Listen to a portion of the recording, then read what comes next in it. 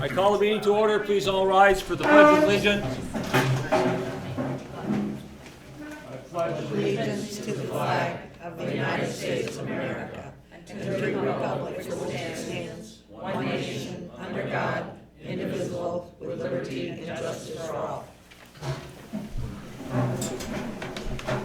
Greetings and thank you for coming out this evening. As the weatherman said, better tonight than tomorrow night because it's going to be in the teens. Some general announcements while I have your attention. If you have cell phones, pagers, please turn them on vibrate.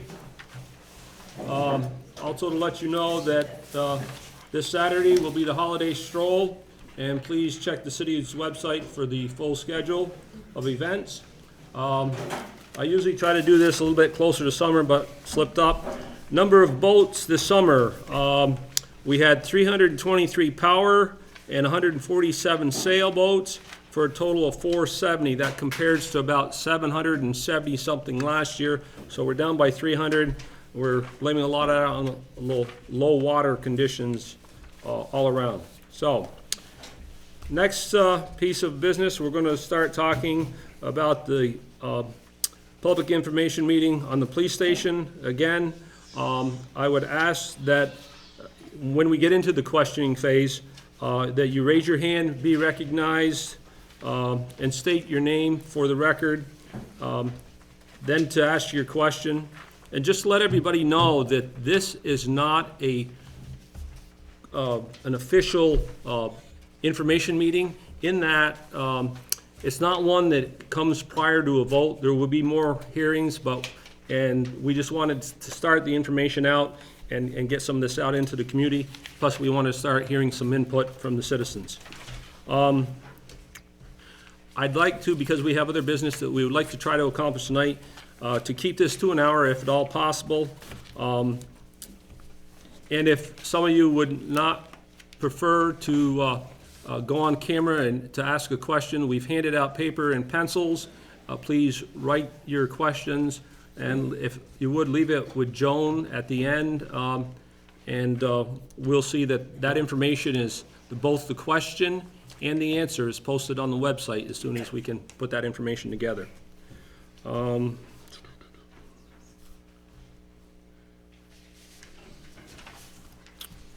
Okay. Well, first off, let's start by hearing a little bit of a presentation first. Maybe this will help with some of the questions. So first off, I'm going to ask Mel to do a presentation on site processing. Mel? Sure.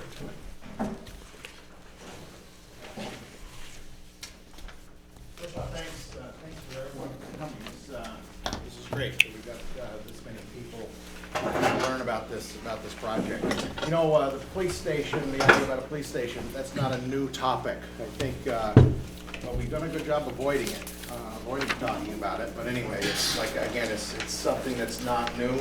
It's actually been in our municipal plan for a long time, and there's been some efforts to pursue this. But this time, we're really serious about this, you know, and I think hopefully there's some folks from the Opera House, you know, I think that it's finally got to a point where the compatibility issue is a real issue, and space is a real issue. You hear a little bit about that. I want to just back up a little bit. In our current municipal plan, there's 133 policies. If you're really bored, you can go online, read the municipal plan. It actually is a pretty good read. Of the 133 policies, some of them are just real simple, like we love mom and apple pie. There's other policies that are work related. This is a work related policy that says, consider moving the police department out of City Hall into a location that will increase the capability and responsiveness of the force and to better suit the needs of our citizens if a project can be balanced with the resources of our community. So that's really what was really the springboard to get moving on this.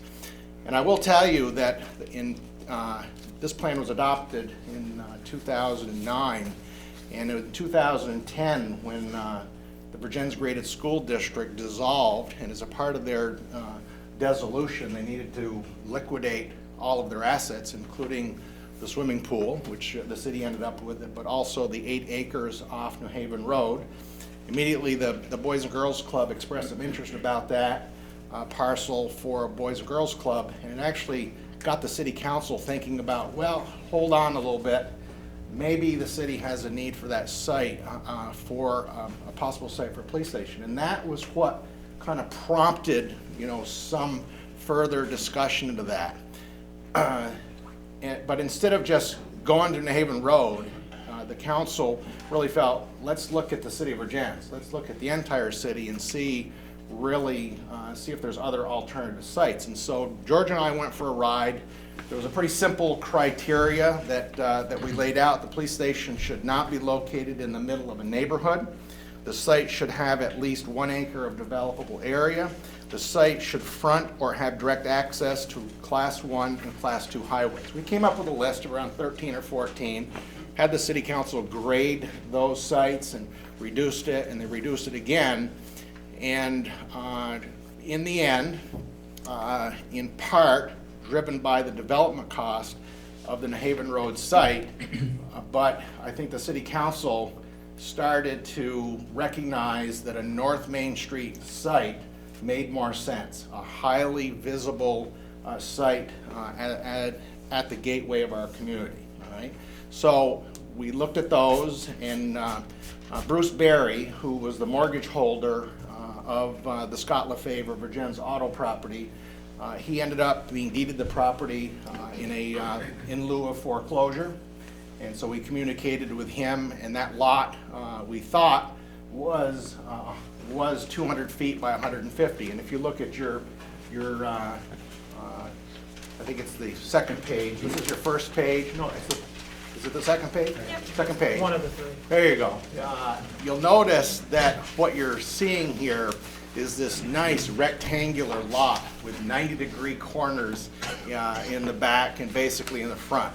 I had a feeling that that wasn't quite the case, and did a little bit of research and uncovered that it wasn't 90 degrees. It was really more of a parallelogram, and so we lost a little bit of acreage. And then, of course, as many of you recall, when they built the underpass project, there was some taking of land, both of the so-called cornfield property, this property, and the bicycle shop.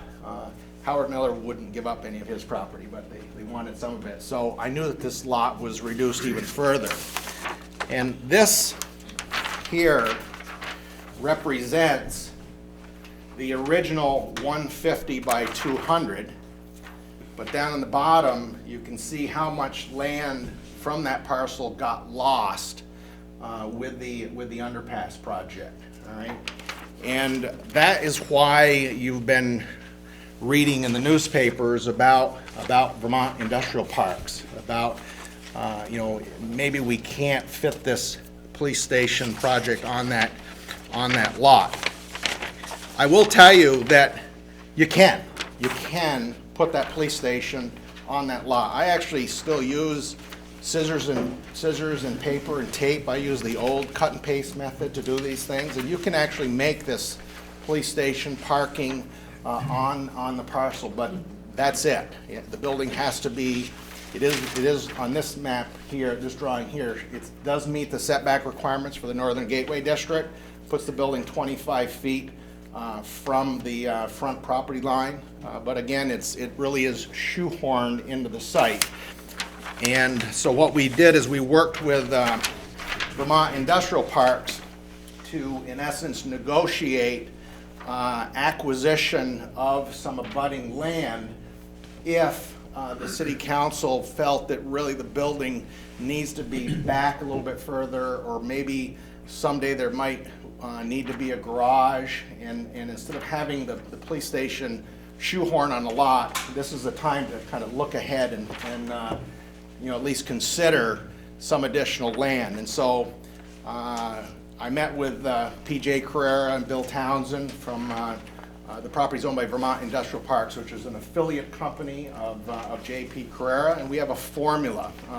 So usually I guess sometimes you buy land, usually you buy lots, but this time you buy it by the square foot. We struck a deal.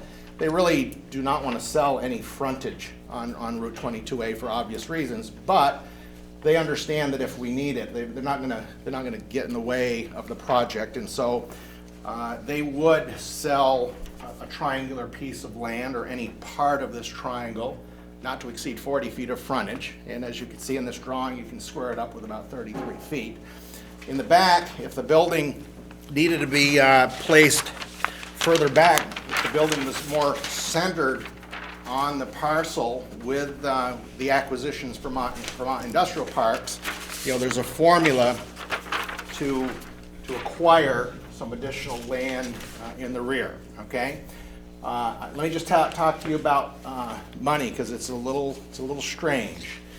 The property that's owned by Bruce Berry, we still are working on the purchase and sale agreement. It hasn't been signed yet, so Bruce and the city really has just an understanding. And I've met with Bruce a couple times. He owns Bruce Berry owns Berry's Auto up on Williston Road, and obviously Bruce acquired the property because he had a mortgage, and he ended up owning the property as a deed of foreclosure, in lieu of foreclosure. And I think he likes Vergennes, it's okay, but he basically is fine selling the property to Vergennes and just get his money back. And so the price that we negotiated actually is a range of $229,000 to $240,000.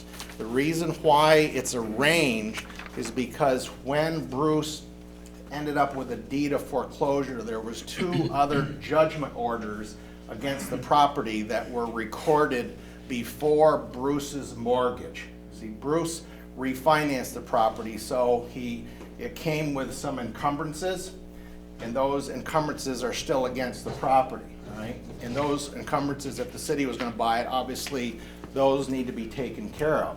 And it's possible that the 2 judgment orders will be written off. One of them's Capital One, and the other one is a company, CACH LLC. It's a lending institution somewhere. I can't find them.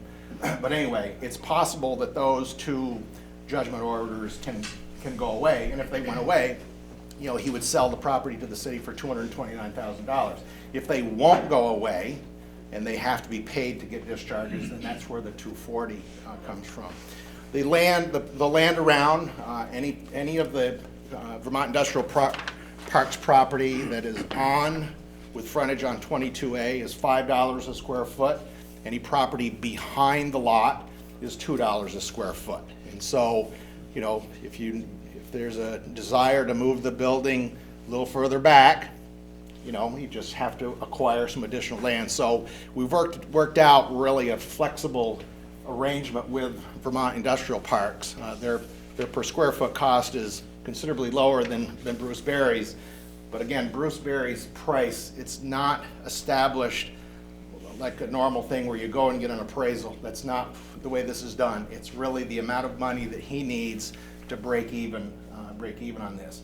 And he'll tell you, in his own words, that if the city doesn't acquire the property, build a police station there, he'll just, he's in the car sales business, so he'll just, he said, polish up the building, is what he said, and it needs some polish, and restart the used car business. So anyway, that's the arrangement, and again, we're working on a purchase and sale agreement. So that's the kind of the presentation of how the city council landed, if you will, on this site. All set, Mel? Yep. Okay, next presenter is going to be George, and George is going to talk about the building and the building layout. And I'm going to ask you to hold all your questions till the end, and after we get done, 2 more presentations, I'm going to run through some questions to help us getting the ball rolling. So, George. Okay, sir, thank you. When we design the building, first thing you have to do when you talk about any type of facility, you have to look at the operational scope of the department or the organization that's going to use that building. You don't want to build a building too small, and you don't want to build it too big. And you want to keep in mind, obviously, the cost factor. So what I did is I've sat down, and I've done this since I've been here, is to look at the scope of the Vergennes, the police department. What are we going to be, in the current time and in the future, what are we going to be doing as a police department? What functions are we going to provide our community? and they're basic police functions. We do not have a setup here for a crime lab. We don't need a crime lab. And we don't have any special units other than the canine. And I don't see that ever changing. As far as I can see, the state police will always provide services for any type of crime analysis services, any type of evidence, determining what type of drugs there are, blood spatter, whatever the case may be. So basically, this facility was based on the scope of the Vergennes Police Department now and into the distant future. So when we designed the building with two concepts in mind. First of all, we wanted to separate the building from the operational side versus the logistical side. Now, when I say the operational side, I mean this. Anytime we take a person into custody, or anytime we have anybody that we want to question, do a criminal act, we're going to keep them on this side of the building. This is the operational side of the building. When I draw that line, basically from the patrol room, if you look at your diagram, you will see the patrol room wall down to the doorway, over to the hard interview rooms and to the booking room. That is the operational side of the building.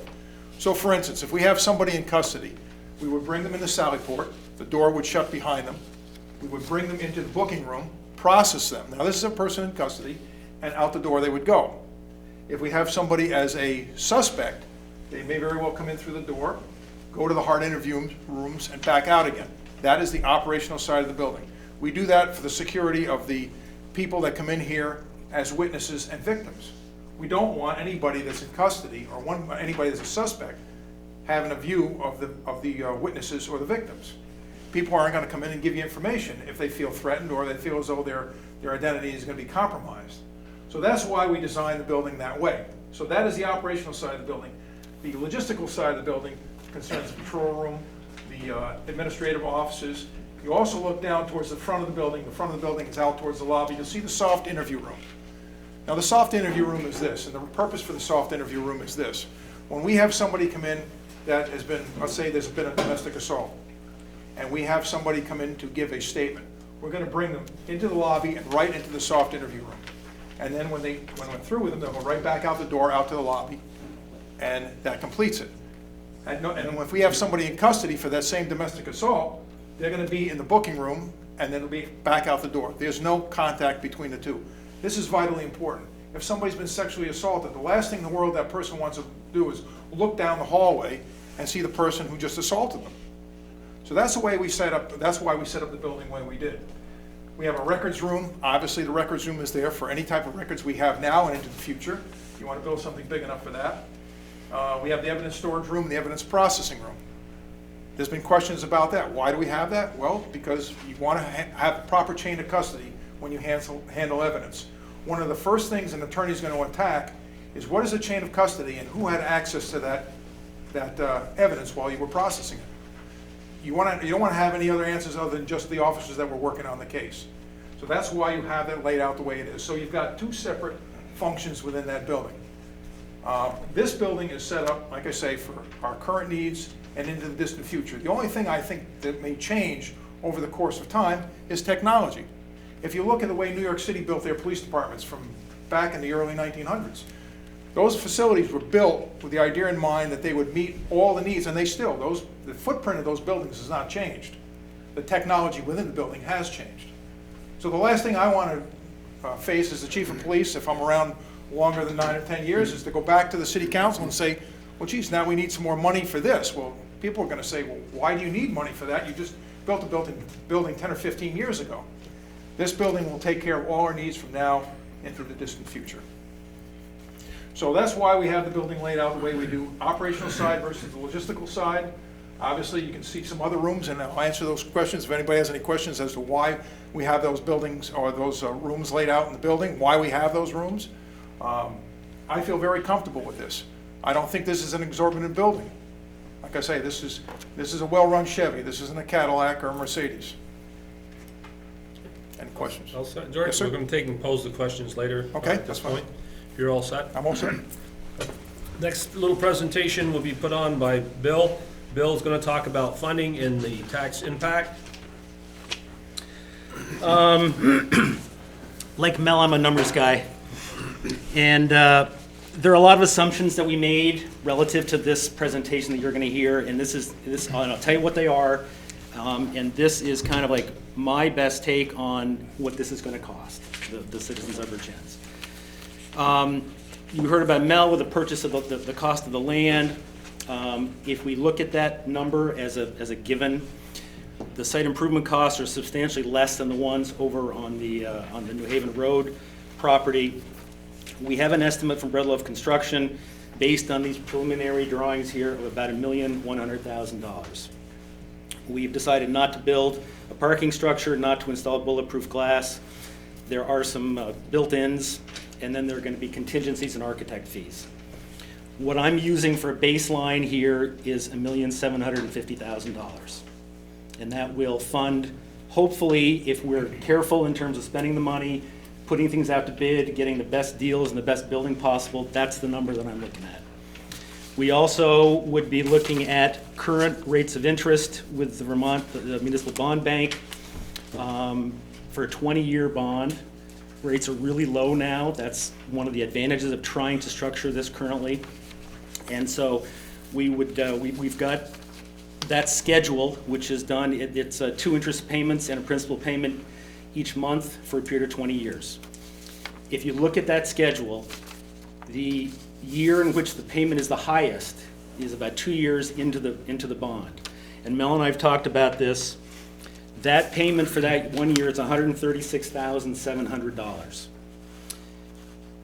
What that would relate to in terms of the grand list and your real estate taxes, municipal tax rate will be a 6.2% increase, or 6.2 cent increase, excuse me. There are options that we've looked at and discussed about lowering that increase. One is there is a water tower fund, which you've probably heard about. Current revenue there is $100,000 a year. Personally, I don't want to use all of that to draw down this debt, but there is a possibility of the board, with public input, of deciding maybe we should use some of that. There are 4 leases there. They currently run up to 2025 and 2035, depending on the company. The revenue stream looks really good for at least the next 10 years to 15 years, but they're 5-year renewable leases. And as they come due, if they're not renewed, obviously the income stream is going to diminish over time. With technology, that could easily happen. There are also some other revenue streams we've looked at in terms of within the budget. And so what I have done is to take that bond payment of $136,700. I've allocated $20,000, which is equal to 1 cent on the tax rate from the water tower fund. We've also looked at potentially another $20,000 that we think we can gain in terms of revenue streams. If you take that $40,000 from $136,000, $97,000 is what the increase would be in that year. That translates to 4.4 cents. 4.4 cents would be $66 a year on a $150,000 house, $88 a year on a $200,000 house, and $110 a year on a $250,000 house. So it's an increase in your taxes. I don't think it's as onerous as maybe some of us thought personally, but and this is based on all of these assumptions I've given you. The other thing that will still be in effect, if you qualify for income sensitivity or a prebate program for your real estate taxes, then you wouldn't pay a dime more. That would certainly preempt any increase in your taxes. So that's my best take on it. I think it's in the ballpark, and if you have questions, I'll try and answer them. We're going to hold those questions for right now, and I'm going to start the ball rolling because a couple of interested citizens had some discussion and were nice enough to forward some questions forward. So I'd like to use their questions to start the ball rolling, and then we'll open it up to the floor. So I'll let you know when that's going to be here in just a minute. But one of the questions, we'll start with the chief. How has the police functioned to date without all the areas and floor space on the floor plan as they see it today? Well, I'm not going to tell you that we haven't functioned, because we have. I mean, that's just a given. We've done with what we've got. But it's not correct. It's not safe, and it violates every principle of police work when it comes down to having somebody in custody and having somebody in there giving us a statement as a victim. We literally have had the perpetrator sitting as the crow flies through the walls of the 2 rooms. We have 3 rooms at the police facility. You've never been in there before. It's very cramped. I can literally sit at my desk and eat my lunch, and 5 feet away there's a guy in custody shackled to a bench. Well, if you go through the walls, which aren't, it's not that long of a distance, you're talking maybe 6 feet. We'll have somebody in custody, and we'll have the victim on the other side. Now, obviously, if the person's really paying attention and listens to what's going on, he can hear that person giving a statement. That person can also hear that person, the person in custody, in the booking room. It doesn't work. It does not work. When we have somebody in there that's a victim of a sexual assault, it's very, very difficult for that person to feel comfortable talking to us when they've just been victimized. It may be nothing more than somebody's bicycle was stolen or somebody's car was vandalized. They don't feel comfortable. When people walk in the door, you're walking in through the front door of the Vergennes Opera House, you're walking through the lobby, you're walking right past the city clerk's office. People are reluctant to come in. They do, but they're reluctant to come in there. I mean, that's plain and simple. If somebody comes to the door, knocks on the door and wants to talk to me or somebody else, we've got somebody giving a statement sitting right there in front of them. It doesn't work. That facility outlived its usefulness 30, 40 years ago. Not to mention the fact that if we have somebody in custody, the way we do it now is we have a metal bench. The metal bench, the person's shackled to that bench by their ankle. I don't need to tell you what danger we have if that person gets injured. We're responsible for people regardless of what they do to themselves. So we should meet the standards of what police facilities have. There's no room for storage. The storage, we have storage in the building, we have storage in the vault, we have storage in a cold storage facility down near the municipal building. It's all over the place. Record storage is also. I mean, there's just no room. There is no room. The operational tempo of this department has increased dramatically since 2009. These guys have done an outstanding job. They're far exceeding my expectations, and they're becoming proactive with their police work. It used to be that we were a reactive department. We're no longer a reactive police department. We're a proactive police department, meaning there's more people in custody, there's more evidence to be handled, there's more people to be interviewed, and I'd like to say that every time we have a crime that's committed and we solve the crime, there's one perpetrator and one witness. That doesn't work. And a lot of times we have multiple witnesses coming in, and having witnesses there at the time, I'll tell you, they're as fleeting as having an informant. If you don't get the information right then and there, some people all of a sudden change their minds. They don't want to talk to you anymore. They don't want to give that statement. So it's key that when the opportunity presents itself, you have a facility that will meet those requirements. Right now, we don't have that. We don't have the luxury of having a number of interview rooms. We don't have any interview rooms at all. When my officers seize drugs and they have to do the field test kit, a lot of times they're doing the field testing right on the same, with heroin, crack cocaine, whatever the case. We even had bath salts.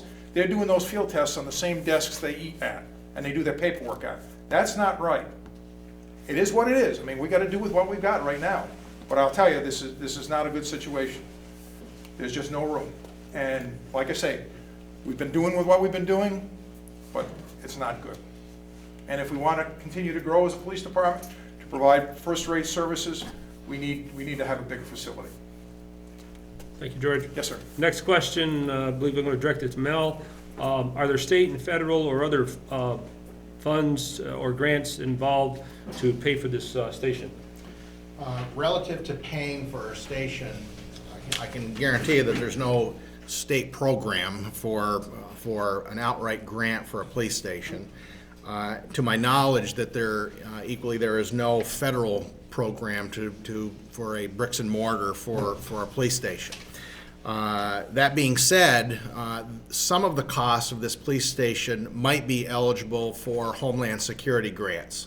There's a generator as a part of this. You know, George actually has already pursued some financial support through the Homeland Security program, but we're not taking anything into account, Mike. I think the cost that Bill has outlined, we're not going to sugarcoat this, the cost and tell you, well, we're gonna go get some money over here.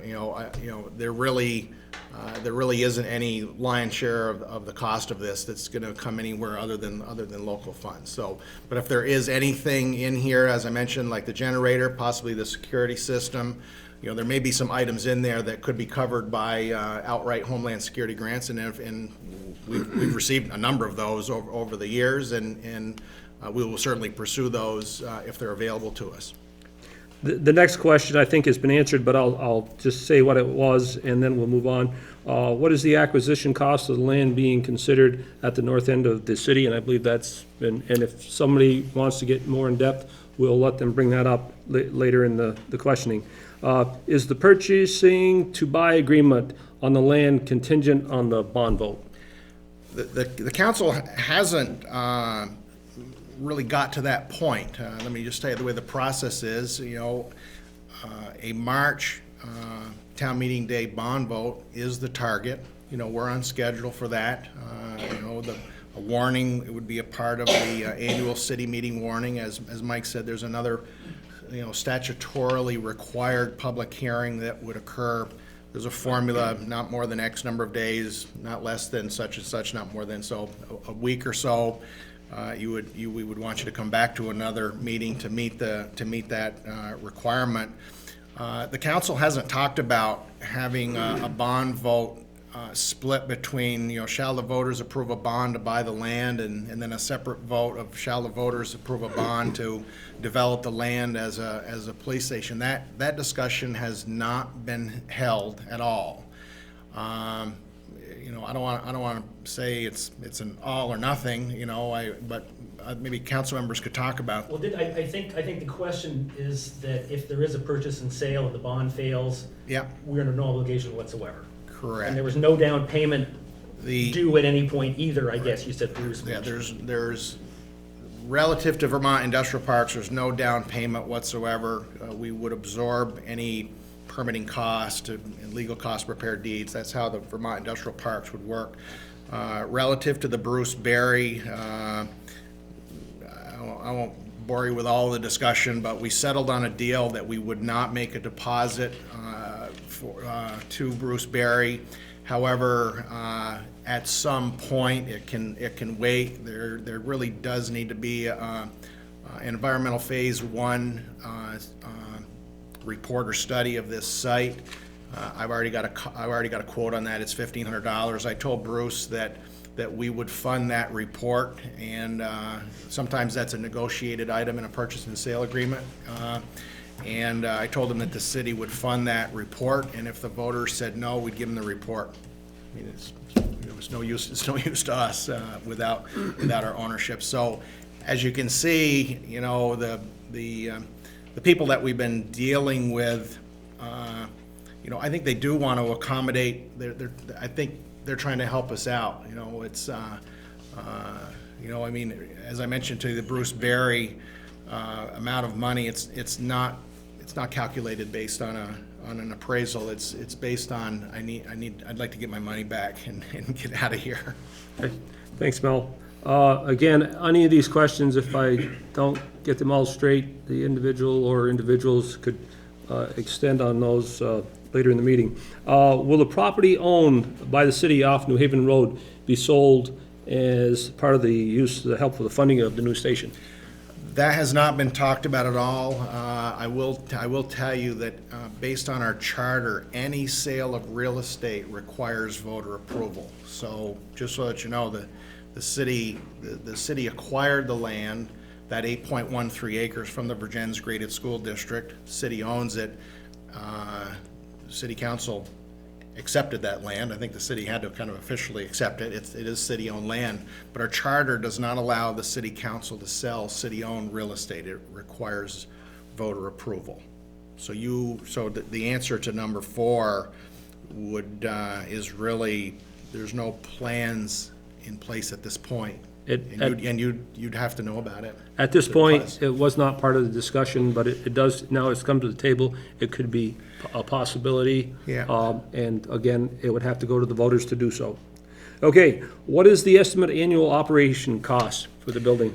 Let me tell you, I worked at Country Home Products as the facilities manager for about 10 years, and so they had about 350,000 square feet of space that in most cases were triple net leases, so I have some experience on what it costs per square foot to run a building. And the general rule of thumb on a building, I'm just talking about an average building, is for heat and electricity, it works out to about $2 a square foot per year.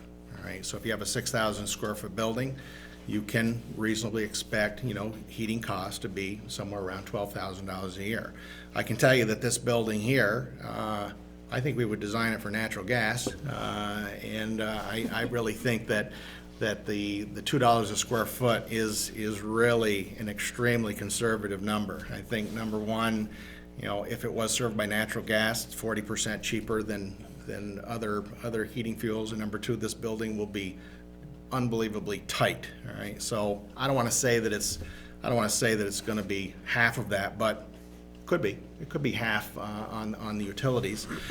Insurance, you're talking about a couple $1,000s a year relative to custodial. We don't spend a ton of money on custodians because we try to do some of it ourselves, right, Joan? But anyway, we have a custodian that does City Hall and takes care of this space here in the fire station. I think that between those two buildings, her hours are all of 6.5 hours a week or something like that. So yeah, if it's the same person or somebody else, yeah, there's going to be some expense. We wouldn't expect police officers to be, being the janitors of the police station. So there would be some cost, and I would say, somewhere in the vicinity of $3,000 a year. Basically, I'm gonna put my neck out and say that the operational cost of here is probably not greater than $22,000 a year, which is a penny. Including maintenance?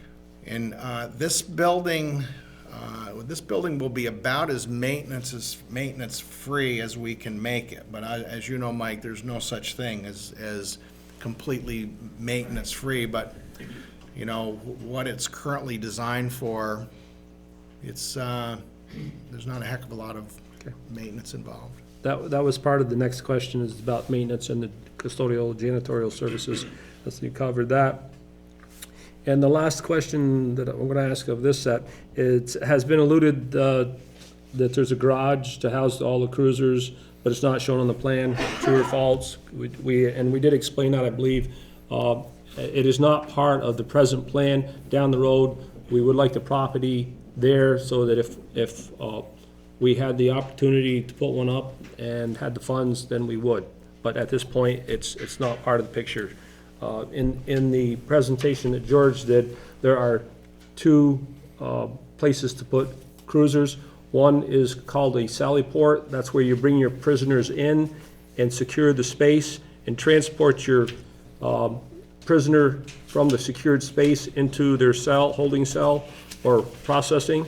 The other one on the opposite side of the building is actual more for a evidence room.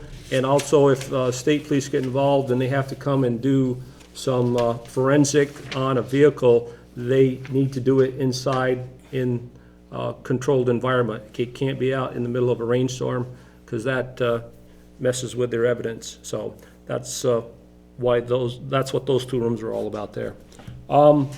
Now, I'd like to turn it over to you people. I know that we've chewed up about the first almost 40 minutes, so I'm going to be a little lenient on my hours time limit, but now I'd like to open it up. Would somebody have some questions that I'd like to pose?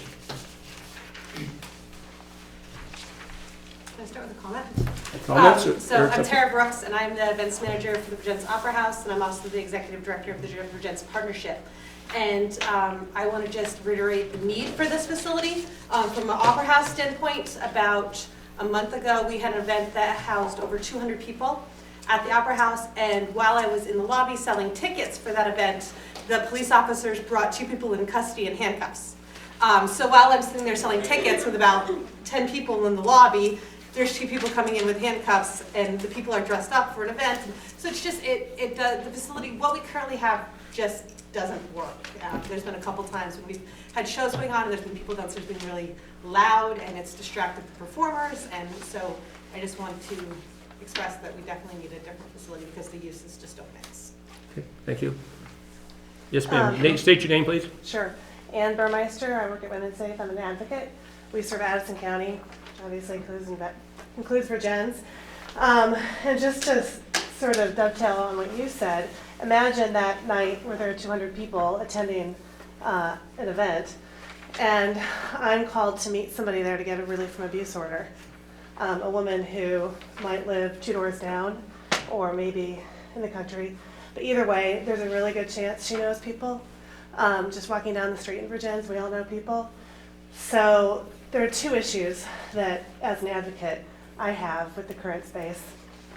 As awesome as Chief Merkel and his people are with helping us, they can't change the space, and there's privacy and confidentiality issues. As you can imagine, like I just mentioned, there's not a lot of confidentiality just walking down the street in Vergennes, but it'd be really nice to know that if you walked in the police station to help a person get a relief from abuse order, or to meet her after she's just been sexually assaulted, that she's not going to see not only her batterer or her rapist, but 200 neighbors attending an event.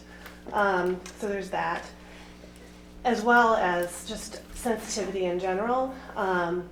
It's a really traumatizing time to just decide that potentially you're going to get a relief abuse order from maybe your son or your husband, and to actually reach out to us and ask us to meet us there is very courageous, and to be able to go into a safe, quiet, calm space would be really great for the women and people we meet.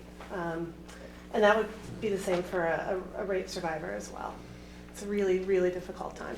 Thank you. Thank you. Other people with questions? Mr. Ed? Ed Sears, on the plan here, I don't question that we need a police station, but to me, it seems to be kind of an overkill. Why do we have a fitness room or say a training room,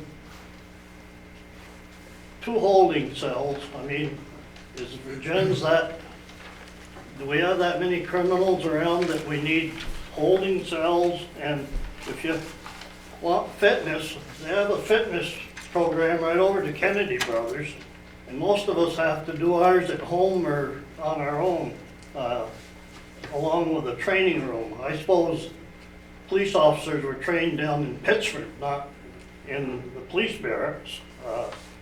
And then the detective room. How many cases did we have last year of needing a detective? Do we warrant a room for a detective? Ed, I'm going to ask you to hold additional, because you've put a bunch of multiple questions. I want to get answers to all those, so I'll let George finish up, and then you can. And I'll answer your questions, and if I miss something, please make sure I cover them all.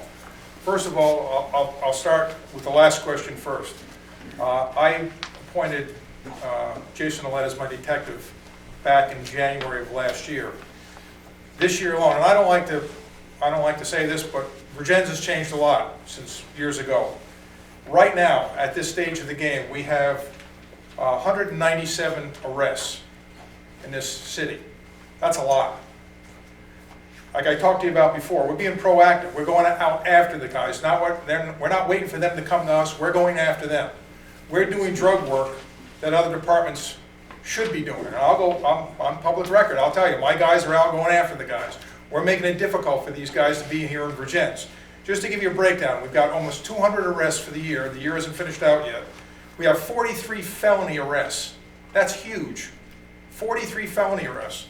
We have 147 misdemeanor charges. We have 7 arrests on warrants. That's unheard of. Work needs to be done, and it's not going to get any better. It's going to get worse, and I hate to tell you that. And I'd rather take the battle to them than have them come to us. And Detective Ouellette can tell you he handles sexual assaults, he handles major crimes. When we have major assaults, we have burglaries, serious burglaries, we have robberies. sexual assaults, domestic assaults.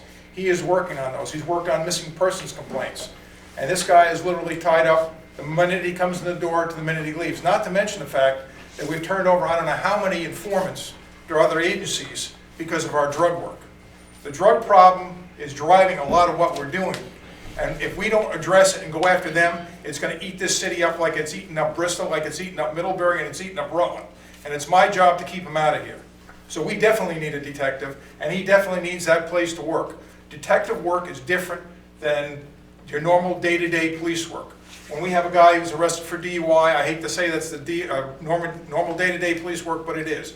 Driving under suspension, minor burglaries or larcenies or vandalism, that's major work. But when you talk about a sexual assault, you're talking about hours and hours of work. And he needs a place to do his work, separate from patrol officers. Okay, we definitely need a detective. And again, I hate to tell you, I've been here for 3 years and I've seen a spike in crime. Spike in crime in the sense of crime that's coming to our table that we're making arrests for. Not to mention the motor vehicle work that we're doing. The proactive motor vehicle work that these guys are doing. Right now, to this date, we have 2,690 motor vehicle stops in this city. That's unheard of. And I won't even get into how many fines we've collected for that, but we're being proactive, we're going after these guys. So that's why we need that. Now, when you talk about, what was your next question? I'm sorry. Fitness room. Fitness room. Fitness room, okay. I'm a big believer in physical fitness, and I'll tell you why. First of all, an officer that is physically fit, I'm not telling you the physical fitness room will stop my officers from getting hurt. They will. It's just the nature of the work that we do. But on a day-to-day basis, at any time, you could go through the entire day. Officer Newton was commenting to me just before he went on vacation. It was 4:15 to be exact. Geez, we got away, chief, we didn't have any major calls today. What happens? We get involved in a call. And every time these guys get out of their car, every time somebody goes to the door to answer a call, these guys may be dealing with somebody that's adversarial. And they have to be in good physical condition. Now again, I will tell you that if a person is in good physical condition, does not mean they're not going to get hurt. They will. But the time it takes them to recover from that injury will be much less. It's also a proven fact, and you can check with FBI stats or any other health agencies dealing with police work, it's a proven fact that police officers that are in good physical condition are less apt to use excessive use of force, and they're going to make better decisions under stress. And I will tell you, we've had some very stressful situations. Joan Devine can attest that we had a guy come in the front door of the Opera House, assault Officer Newton, and we ended up wrestling the guy right down in front of us. No accusations of excessive use of force. The guy got a few bumps and bruises. Carpet may have got stained a little bit. The guy went on his way and did his business. The reason being is because we could make good, accurate, and timely decisions. And these guys have to make decisions that any other profession doesn't have to make.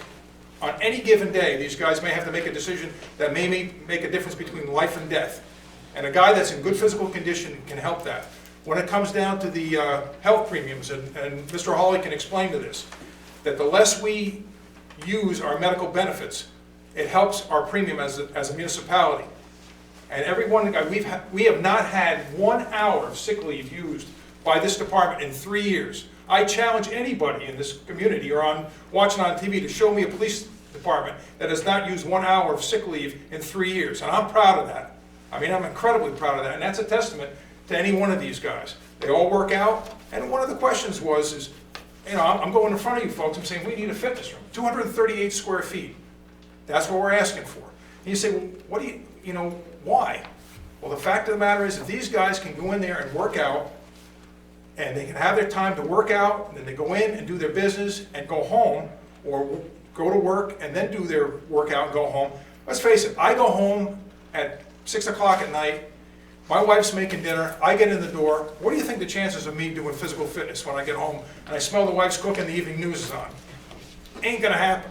It's not gonna happen. But if I have the opportunity to work out before I go home, it's going to happen. You pay for a physical fitness routine for these guys, a membership, you're talking anywhere from $35 to $50 a month. That's a lot coming out of their pocket. And I think we owe it to our police officers. We've got officers that are in good physical condition, they make good timely decisions, and they're a testament to their own dedication. And I think they deserve that. I really do. Brings up another question. Go ahead, sir. If we have 6 full-time police officers and 4 part-time police officers, why don't we have 24-hour coverage? Most jobs I ever worked at, I had to work 8 hours. Seems though 2 police officers on each shift would have 24-hour coverage.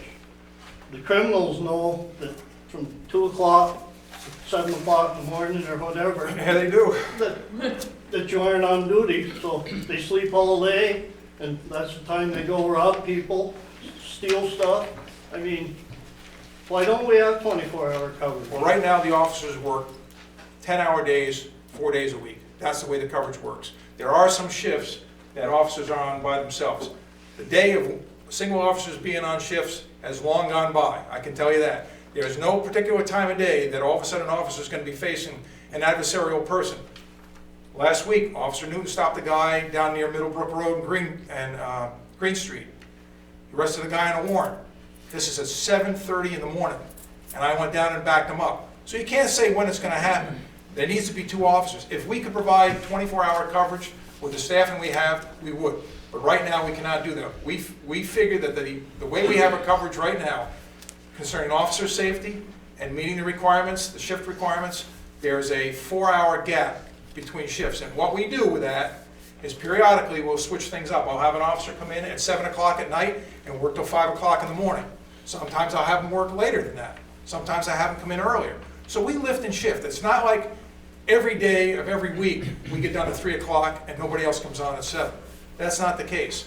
We alter our shifts. As long as they get their 40 hours in, I can lift and shift and massage that a little bit so we have coverage.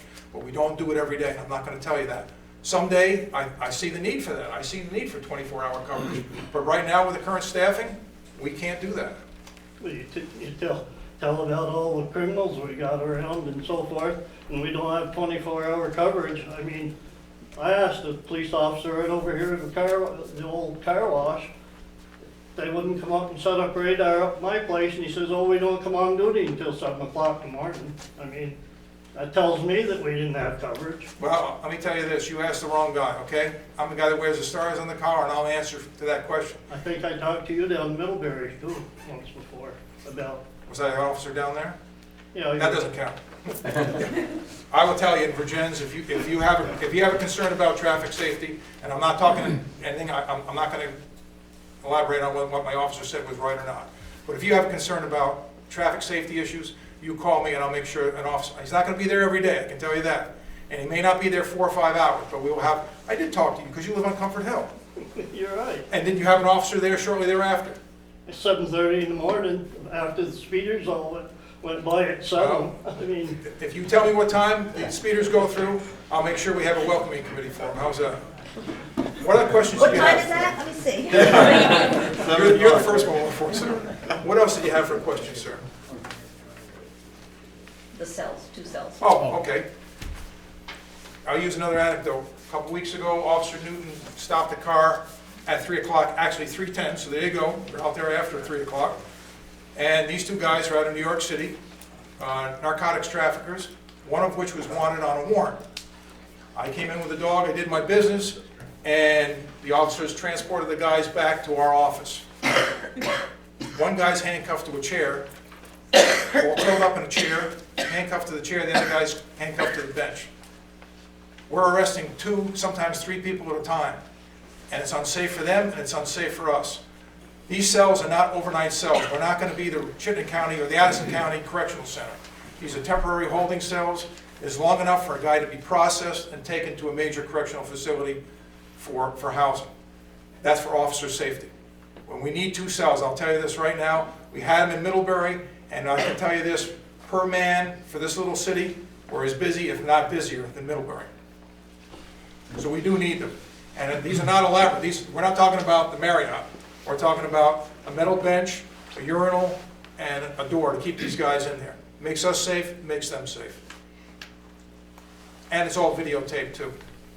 And I think, you know, it probably is true that in most instances, we only need 1 cell, all right? But I can tell you that in those instances, when you wish you had a second, you really wish you had a second. And I can tell you that if you don't build it with 2, you don't want to wish you did, because now you botch it all up, you botch the whole operation. So, it's just, you can't have a cell and a half. You either have one or you have two, and You really get two, it's better to have two. You get two people beating on each other. Sometimes you have to have room to sort them out and figure out which one's winning, which one needs to lose. So, that's another reason you need sometimes too. And the juvenile cell, I'm just so if that question goes up, there are federal requirements that has to be so far away from any other holding cell. Go ahead, Chief. This juvenile holding facility or holding room is just that. Juvenile, according to federal law, has to be out of earshot and eyesight of anybody in custody. They also have to have a way to egress the building, to leave the building, if they want to. And that's by federal law, we have to have that, and that's why we placed it the way we did. And as Mel was saying, that when you have a couple of people in custody, and there have been many circumstances, we've had a number of people in custody, and not all of them are compliant. Believe me, the last thing you want to do is have somebody shackled to a bench. That's not a safe situation for them or for us. And I hate to tell you, but things are the way they are today, and it's probably not going to get any better. Okay, thanks, Chief. Yes, sir. People, additional questions, please. Scott was first, and then Sid. Sid is Scott next. Gaines, Vergennes. I think this might go to Mel, but maybe Bill. So overall project total 1.7 million. So in relation to the other site that we had looked at, the New Haven Road and projected cost, sounds like what you're saying is that Mr. Barry is willing to sell this at his cost. So this is a pretty good deal. Is that what I'm hearing? That Well- when we look at overall, was the other site going to be at 2 million plus? I can tell you that just to compare the two sites, the New Haven Road site, one of the things, why was the New Haven Road site investigated so much? It was because it was free, right? So, you certainly, look to not having to acquire property first, right? However, the New Haven Road site, because it is 8.13 acres, there's really only about 3 acres of developable because it slopes off down into a wetland area. But more importantly, to construct a road, this is all, it's Addison County clay, folks, so you can't just go, it's not Florida where you just pave the sand and you're good to go. It's extremely expensive to develop. So to develop that road, parking, extend water into that site, extend sewer either by gravity or by a pump station. The development cost of the elementary school site, or the 8.13 acres, was $442,000. And I thought sure that the decimal point was in the wrong spot. But anyway, that's what that cost was. And when we learned that, we thought, you know what, we may be paying a premium. Not getting a deal to develop the New Haven Road site, but we're paying a premium for that site. Number two, the council hasn't, really, when we were going through the selection process, and it's funny, like some members of the city council felt that visibility was extremely important. Other council members felt visibility is not that important, all right? I can tell you that, I can't speak for everybody, but I think that visibility for us, is important, all right? Particularly in this site. And yeah, you could probably cut a bunch of trees on New Haven Road, but one of the things about New Haven Road is that it actually didn't meet one of the criteria, and that was that it not be in a residential area. And so, but, if the economics pushed you there, then maybe you could justify not complying with that criteria, but that's not what happened. The economics actually pushed you away from there. So it's actually about a wash, Scott, to be honest with you. If you take the 442 over here for this free piece of land, and if you take the acquisition cost, which is somewhere, it's 229 to 240, call it there's no sense wishing about it. You might as well call it 240, because that's what it may be if we can't get these judgment orders discharged. The Carrera land, if you add them up, it's whatever, it's about 20, if we bought everything, 19. the total is around I thought it 19? was, yeah, I thought it was. Okay, 19. it's, yeah, the piece in the front, $6,850, if we took that triangle that I showed you, $5,700 to square up the lot, another $9,500 to move that back line another 25 feet. So you got 14 grand, you got $20,000 to enlarge that lot to get it to about the acre that we really felt we needed to begin with. So in the development cost of the development, not talking about building, I'm just talking about, parking, obviously there's no road that needs to be built, but there's still site development cost, i.e. parking. The building's already, the sewer's already there, there's 2 1-inch water lines already there. There was a question that needs to be, there's a decision that needs to be made relative to sprinkling the building.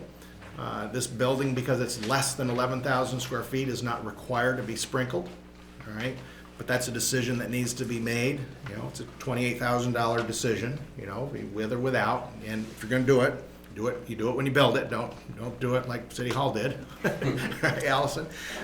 So anyway, the site development cost of this North Main Street site is $198,000. So I'm a little, I got sticker shock on that a little bit, and because surprising, you think, gosh, the sewer lines there, the water lines there, isn't some of that base material okay, And, those, the numbers, this 198, those really are maximums, and it could be less, but again, we don't want to fool ourselves, by crossing our fingers and hoping something's going to be cheaper and not have enough money and end up having the building suffer because of it. So those actually ended up being about a wash, and I think that the council collectively felt, if it's a wash, North Main Street is really a better location for the police station. And I pounded them with 190 some odd emails that I got when they started talking about using land, people against it. Not all of them were citizens, but there was a lot of. The New Haven Road site. A lot of people on the New Haven Road site, they just didn't see that could be put together or put towards, other usage that would lot better. All set, Scott? Yeah, thank you. Sid, and then Lynn? Sid Bosworth. First off, I like our police force. I like having the protection we have in this city. They do a good job. I like and understand the idea of a police station, certainly the conflicts that occur the way it is now. It's a 1 square mile city, and I guess what I want to ask, it seems to me, and maybe I'm wrong, and maybe this is where you can clarify, we not only serve this city, but when I read the police reports in the Addison Independent, we serve a pretty, we kind of serve northwestern Addison County in some ways. And I was just wondering, do we have in place now when the police helps the state police or helps with others in other surrounding towns? Do those towns get charged? We're building a police force for us, of course, but we do serve this area in some ways. Or at least could you address that? Well, I'm gonna let George. Go ahead, Bill. A little bit. First off, if you don't live in Vergennes, you don't call the Vergennes Police Department. Okay, so if you get broken into and you live on Route 66, you don't call. You call it. You're covered by state police. Yes. Okay. So that's that part, and so therefore there is no contractual police protection agreement between the city of Vergennes and any of our surrounding towns, unlike the fire department, which does have those kind of contracts that they pay. So that's not the case. Relative to assisting other agencies, I read the logs too, and it does seem like this, that we seem to be certainly pulling our weight relative to the mutual aid obligations, and you know, and really the taxpayers of Vergennes, I'll get on my soapbox a little bit, taxpayers of Vergennes should not be subsidizing the state of Vermont. Last time I knew, I think they had more revenue sources than the city of Vergennes has. So, and that really is the problem, is that crime, George has given you numbers about Vergennes crime. Crime is going, some of the arrest and whatever, indicative of crime. You know, we're not an island here. That's going on all the way around us, all right? We've been funding the effort against that, all right? You know, state of Vermont, I can tell you, I don't think that they have, and therefore they're short-staffed for their areas, and so therefore we're called upon much more often than we were 30 years ago. And yeah, I wish, yeah, we can send bills, right, Joan? It's real easy to send a bill. I mean, I'd love to send a bill to anybody, all right? Problem is, statutorily, it's you know, we don't have the authority to bill for that service. Now, you know, sure, if Waltham and Panton, you know, if they wanted this to be a regional, you know, I mean, sure, there might be some room for discussion for that, okay? And but we haven't, the council, we haven't had a lot of discussion about that, but you know, sometimes we're not in the profit-making business, and so if we had it certainly works in fire. The collective 4 towns that produce it really does make a lot of sense financially to have one fire department covering that. Police is different. It's a different bird, and if we are covering a larger geographical area, our costs actually go up, and it's very possible that Vergennes taxpayers, unless there's a premium charged to a surrounding town, it's very possible that your cost would go up as a result of those contracts. So I'm not peddling the Vergennes Police Department. I'm not. So, but anyway, George could probably talk a little bit about more. Before he does, I'm going to drag this in. Some people are not aware, citizens are not aware that we also have grant money that comes into the city that our police officers are actually taken outside the city to perform a function, and they're fully paid by that grant process. So there is a little problem with that. There's about $20,000 that we do receive in either highway safety, DUI funding, which in some regards, Ed, it actually helps us fill some of those gaps that you're talking about. We use somebody else's, I guess it's not really somebody else's money, it's our money, but there is another $20,000. But as Mike says, it's a state highway safety grant, and therefore it's really to be using it for only Vergennes is really not the intent of that grant. It's about highway safety, you know, and so that's why, as Mike says, that's why you might see the cruiser, you know, running radar in Ferrisburg, and it's really under our obligation under that grant. Mayor, there's something else too, sir, that people don't realize or may not realize, that one of the side benefits to doing this governor's highway safety work is, since I've been here, I think we've gotten well over $50,000 worth of equipment. When you participate in the governor's highway safety program, we've gotten new computers, in-car computers for all our cruisers. We have an LPR system, license plate reader system. We've gotten stop sticks, we've gotten cameras, we've gotten all kinds of stuff. And that's another side benefit to that work. Now, every time there's a call in a state police area, my guys don't run that. That's not what we're here for. But what I will tell you is this, that the way things are going in today's day and age, and it's no secret the state police are short-staffed just like everybody else. If they're going to domestic and they're going by themselves and the nearest officer is in Norwell, I'm sending one of my officers. I'm not going to live with that. And nobody here wants to live with that. By the same token, when my guys are going out for a serious situation, and there have been a number of situations where they were outmanned by or outnumbered by 20 to 1, state police showed up, 3-4 cruisers at a time show up. I don't know why that doesn't make the paper from their end of it, supporting us, but they do.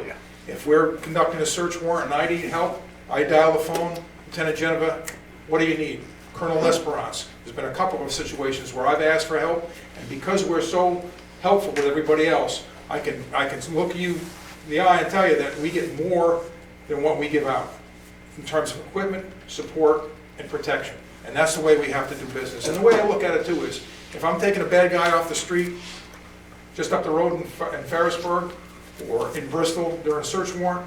These drug dealers are not just selling drugs to people in Bristol. Our kids are going there. Well, they used to come here.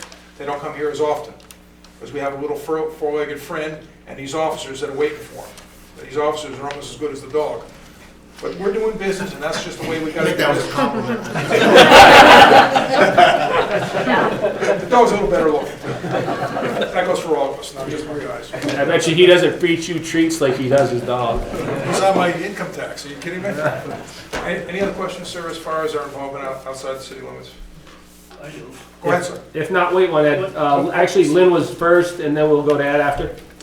I'm sorry, we have to leave, so I wanted to make a statement before we leave. And I think Vergennes has truly become a model city, a small model city for not only this state, but the country. We have a fabulous fire department here. We have a fabulous school system. And I think we need now to be as proud of our police force and our police situation as we are the other parts of our city, and our city crew, I should say that too. So our city crew is fabulous, and it's time now, I think, to support the police, show them that we support the police. I think that the building is not only necessary, I think it's a one more thing to have people that want to move to our city. So the UTC people aren't thinking they have to go to Burlington or have to go to Shelburne to live. They can live here and feel safe, feel that the kids are educated well, that we have our snow removed early in the morning. All those things make our city a better city, and a city where our children, grandchildren should stay and grow up. And I think this is one more thing that we can put in our crown, would be the new police station. Thank you. We got One quick response Go just to ahead. Lynn though. There are numerous studies around the nation about public safety and policing and crime rates and so on. And when you are in the top percentile in those percentages, you maintain real estate values, you increase your real estate values, you increase your grand list to help pay for these. You know, it really is money well spent in the long run. I agree, and I can't say enough how much that is the people that I can talk to, I'm going to support. I really think that this is a necessary thing, and I think it needs to be done now while money is so cheap. To make this decision 3 or 4 years from now, and it's inevitable that interest rates aren't going to stay at 2 and 3%, that this is the time to do it. This is the time to take the burden on. I understand about the second year, but after the second year starts to go back down again. So yes, a year after it's done, we'll all say, why do we do it? But it's only for a little bit, and then it starts to be affordable again. So on record, our family supports this police station wholly. Thank you, Lynn. Ed? Follow up on his question there about getting paid. When you take your dog, say to Bristol or Middlebury to check out drugs or whatever, do we get any reimbursement back from these other towns for your services while you're there? Or? We don't get them from the other towns, no, we don't. And one of the things that when you become a canine handler and you have a canine program within your department, there's an agreement that there's a mutual aid. If I'm not available, if I'm out of town and these guys need a canine, they call a canine from Shelburne, from state police, from Brandon, wherever the case may be, they will come down and we're not charged for that. Another possibility with that, a way to answer that question is, if in the event we are involved in a case. Now, I'll give you for instance, in 2006 I was involved in a case with the Middlebury Police Department when I was a canine handler down there. We were involved with a drug seizure. We initially got 57 bags of heroin. That person flipped, that other person flipped, the next person flipped. When I say flipped, I mean it became informants. And the DEA made an arrest. The town of Middlebury got money, would get money from the DEA on any asset forfeitures. When we provide the initial information, we're involved with something, where the initial information comes from one of my officers or myself with a dog, we immediately get a stipend from the DEA. We have to put in for that, and we get a referral. There's nothing to hang your hat on, but I'm just saying there is some money that does come back under those circumstances. And they're few and far between, but nevertheless, it does happen. But no, when I go out with a dog somewhere, I'm on salary. If I get called out 3 times during the night, then I get paid the same all the way around. The only thing that costs is for gas. No, I didn't mean, did you get the money? I know, but I'm just saying, as far as cost, Okay. there's no cost to the city other than the gas from my cruiser. And no, Bristol does not pay for that, Brandon doesn't pay for that. So likewise, if I need a dog sometime and I'm away, these guys call up and the dog comes. Tara? So from a Vergennes partnership standpoint, we're really excited about this particular location. We feel it's a good asset, a spark to that upper north gateway that really needs to be done. My question is there any plan to improve streetscape or infrastructure in that area as far as sidewalks up to the police station or things like that? No, I'm not saying are there any plans. There are not any specific plans, all right? But, relative to the overall goal of improving having Vergennes be pedestrian friendly, yes. And, can sidewalk be extended up there? It certainly can. There's not right-of-way limitations in that area to bring sidewalks further in front of Kennedy Brothers and beyond, but there is some difficulty the closer you get to the underpass. But Yeah. I mean, it's not covered under the designated downtown, so you can't apply for tax credits for that because it's out of the designated downtown, which is unfortunate that we can't do that. But it's still, anything that happens in that North Gateway area, any improvements that we see will directly impact the downtown in a positive way, so. Corey, did I see your hand up? I was just, And then Cheryl after that? I'm just going to make a statement, not really a question. Corey Foote, my wife and I own Small City Market, and we're coming up on our 50th year here in January. And I grew up in Middlebury, and when we first bought Small City Market, as I said, almost 15 years ago, coming to Vergennes was like moving 4 hours away. I didn't really know much about Vergennes. But I would say that very quickly I learned that the people in Vergennes, it was almost like what I used to know in Middlebury when I was a kid growing up. People were friendly, they knew each other. The police department has had some ups and downs over that period of time. I always felt safe. I think the majority of the people coming in and out of the store making comments felt safe. But I would say that my observations since Chief Merkel has taken over the reins here in Vergennes is that there's been a heightened level of cooperation, I think, with the community. I think, like you said, he's going after, the perpetrators, the people that deserve to be knocked out and say what's going on.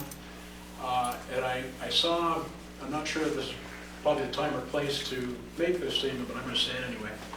I saw Chief Merkel and one of his officers take apart a car in my parking lot. And I'm not sure what the outcome was, whether it was successful as far as finding something or unsuccessful. But at the end, I saw Chief Merkel go to the owner of the car, or the occupant of the car, shake his hand with a smile on his face, and there were some words exchanged. I was inside, so I couldn't hear what it was. But it sent a message to me. I'm saying, what a class act. Class act. And right straight through, that's what I've seen the last 2 years. I think that an investment in this police department, having it right on Main Street, will show people who are coming into the community that want to live here, that we're proud to support that. It's a safe community. And as a business person, I think it also sends a message that we're open for business too. We're willing to make an investment in the community. So I hope that it passes. I'm not a resident, so I feel a little outside by making this statement, but I've made it anyway. And the only other thing that I would say is things are changing rapidly. And my adopted grandfather was the police chief in Middlebury back in the 60s, and up through half of his time as police chief, he had to use his own car. finally got a police car. Retired, I think, at 70 or 69, had a pension of $55 a month. But he worked 7 days a week. Did all kinds of things and didn't worry about the pay and this and that. I think that the investment in the facility for these officers to do the job is money well spent. Thank you. Thanks, Corey. We have Cheryl. I'm Cheryl Brinkman for Vergennes. Of course, I think I think most people in Vergennes certainly think that there's a need for a police station. Certainly, absolutely. However, when people's taxes are going up the way that would be required, I think there are a lot of people, there's a perception that this is a wish station, a dream station, and it's not everything here is necessary. A training room is a great idea, but it's not necessary. A training room, a fitness room, they have a purpose, but they're not necessary. And coming from the experience of our school bond, where there was a perception that not everything there was necessary, even though we have leaks in the ceiling and we're not up to code, and there are a lot of absolute legal requirements that we need some improvements on the school, but the taxes were going to go up in a similar fashion, and people said, absolutely not, we can't have our taxes go up anymore. And there was a perception that not all of the issues on that bond were absolutely necessary, that they were more wants than necessary, and this has exactly the same feel to me.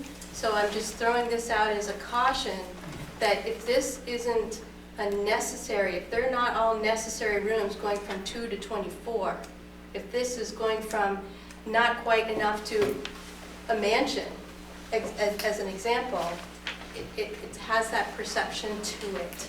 And if there's any way to have a scaled back version, Plan B, it might be something to consider. This is actually Plan C or Plan D.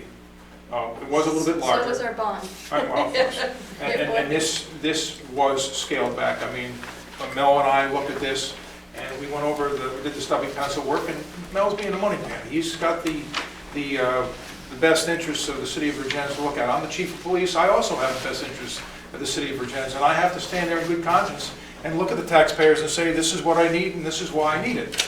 I'm telling you, as the chief of police, if you're going to put money into a facility, build the facility once, build it right, so you don't have to ever build it again. This is not, I'm going to have empty rooms. All these rooms in this facility will be used. There's a purpose for every room in this facility.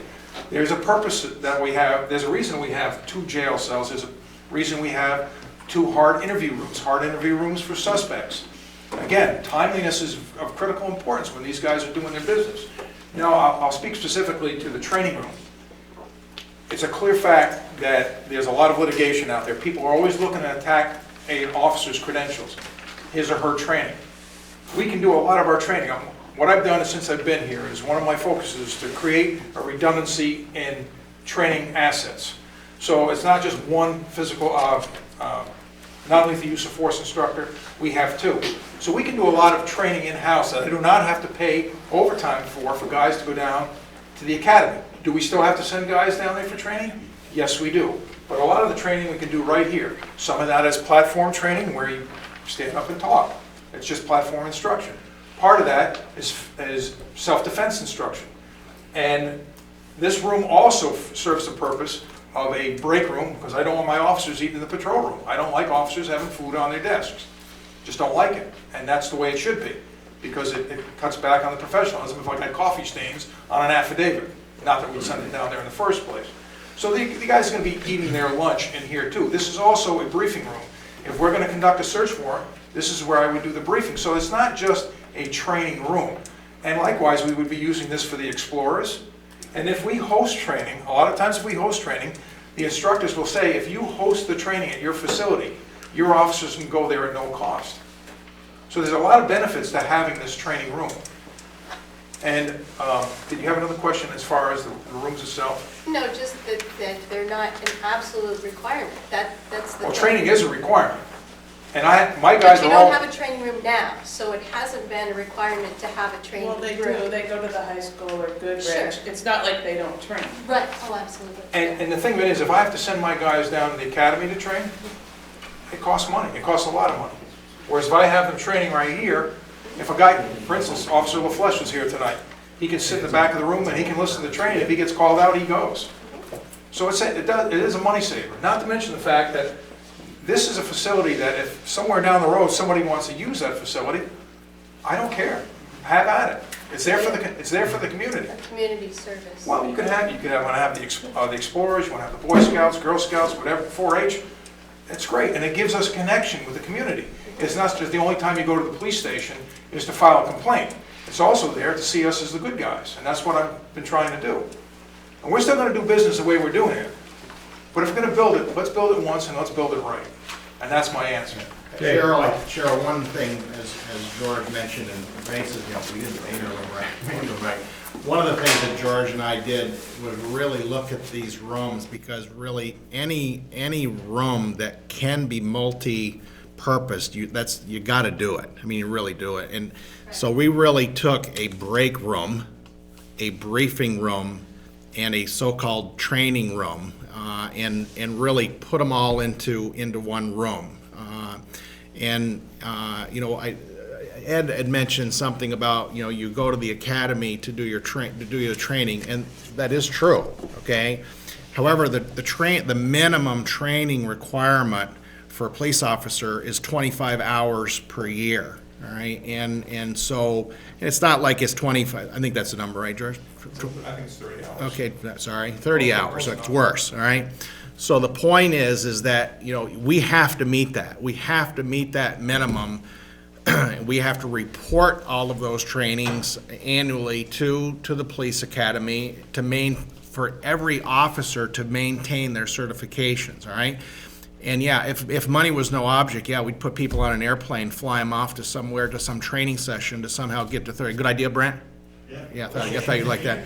Anyway, whatever we can do in-house is a savings to us, but we have to have obviously we need to have a place, all right? Now, sure, could they meet here? The answer is yes. Could they pick up all of their stuff and put it in a van, put it in Bob's van and bring it all down to here? And, the answer is yes, all right? But really, does that make any sense? Is that in the best long-term interest of this facility? We think no.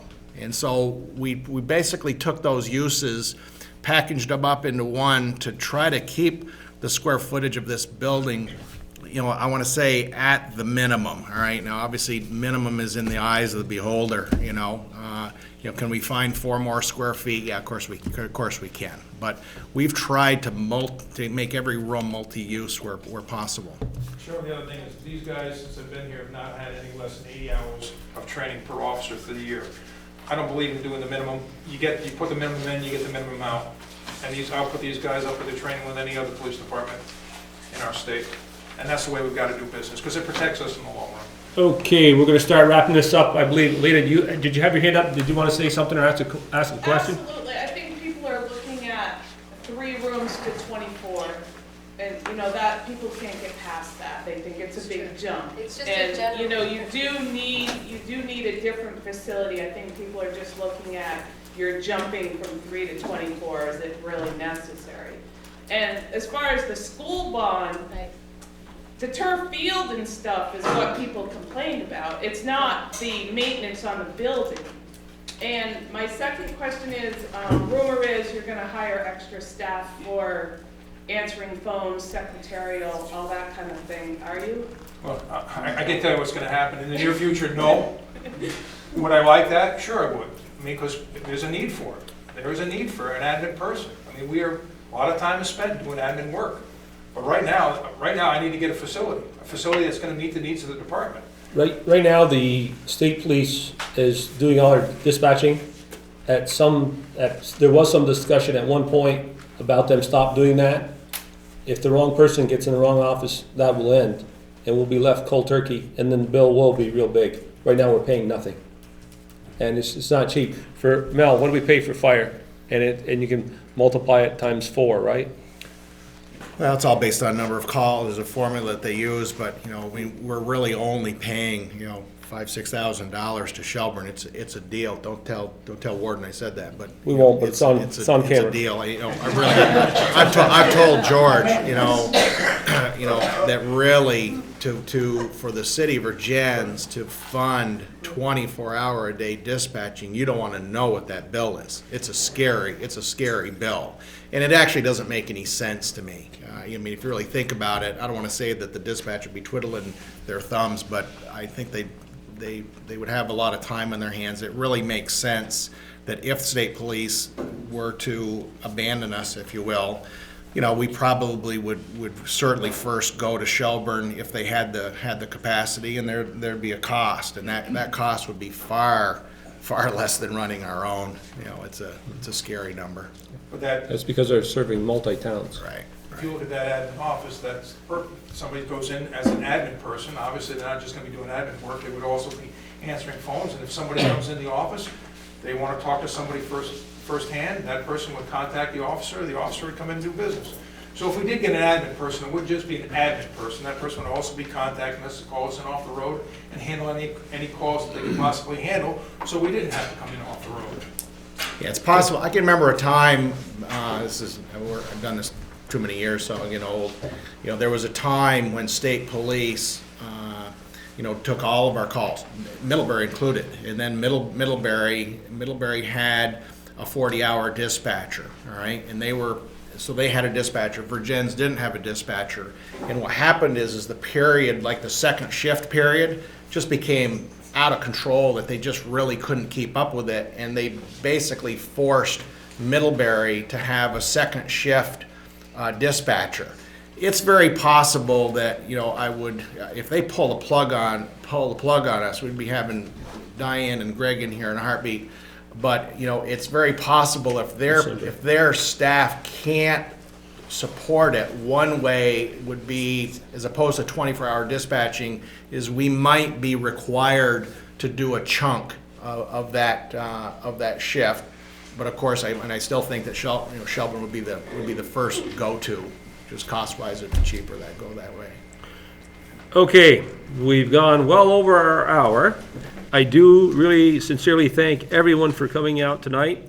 If you have additional questions, you can either get on the city's webpage, and there's contact information there. Preferably send them to Mel, otherwise if I get them, I'm gonna forward them to Mel.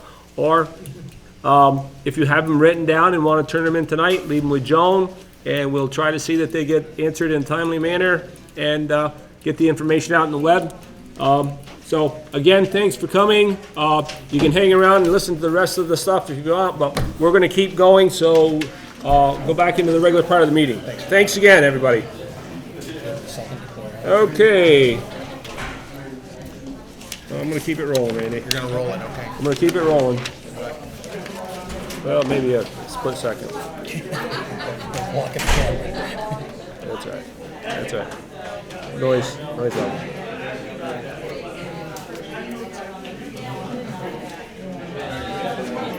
You can take that with you, Sid.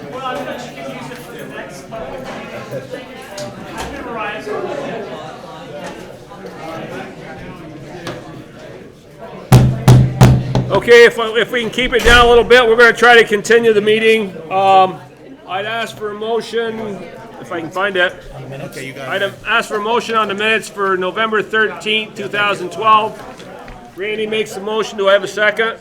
Rennie? Joan. Thanks for coming.